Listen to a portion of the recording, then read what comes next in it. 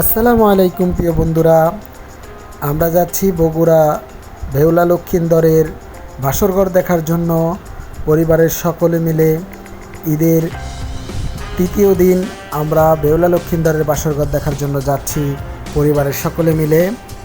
তো ভাবলাম আপনাদের সাথে শেয়ার করি যে আমরা কি দেখছি, এবং শুনেছি অনেক সুন্দর জায়গা। তো আমরা গ্রামের পথ ধরে যাচ্ছি। গ্রামের পথগুলো আসলে খুবই সুন্দর, যেমন গ্রামের পথ, পাশে সবুজ ধান ক্ষেত, আসলে খুবই সুন্দর লাগে দেখতে, গাছপালা।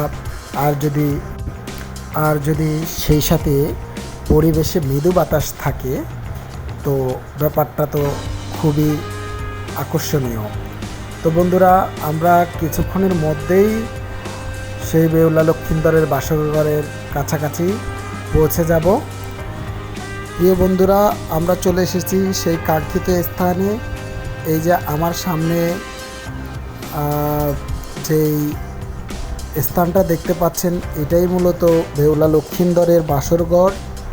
আর এটার ইতিহাস হলো যে বেহুলা এবং লক্ষিন্দর তারা দুজনকে পছন্দ করতেন, এবং তারা যখন বিয়ে করলো, লক্ষিন্দরকে এরকম মনসা সাপ বলেছিলেন যে বেহুলাকে যদি বিয়ে করা হয় তাকে দংশন করা হবে।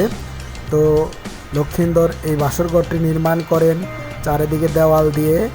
তো সে যখন বেহুলার সাথে বাসরঘর করতে যায়, তো তারপরেও একটা ছিদ্র থাকে, ওই ছিদ্র দিয়ে সাপ প্রবেশ করে এবং তাকে দংশন করেন। এটা হলো আর কি এটার ইতিহাস, লোকে মুখে শুনে থাকি আমরা। আর সেই বাসরঘরই দেখার জন্য আমরা এখানে এসেছি। আমাদের সামনে যে অংশটুকু দেখতেছেন, এই যে এটাই মূলত বেহুলা লক্ষিন্দরের বাসরঘর। আর এটা লালবাগ কেল্লার মতো এখন ঐতিহাসিক স্থান, সাজানো গোছানো।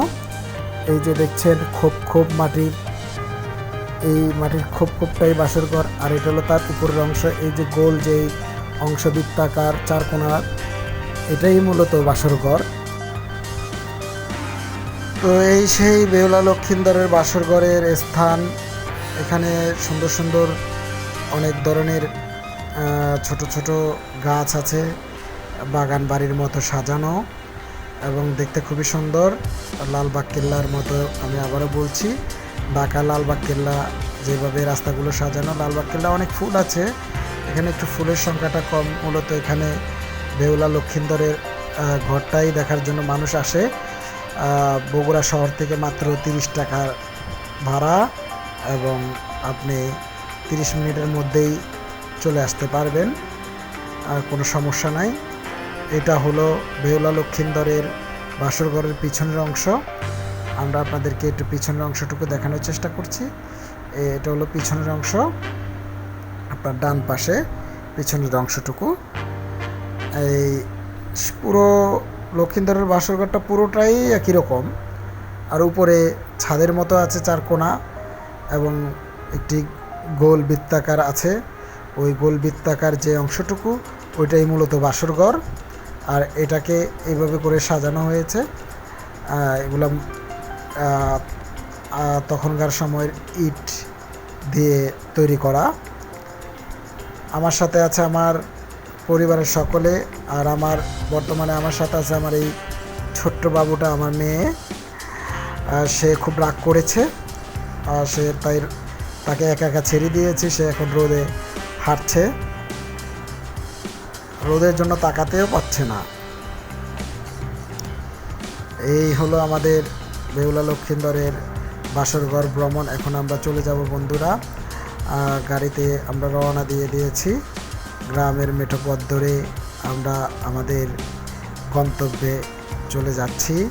তো ভিডিওটি কেমন হলো বন্ধুরা জানাবেন।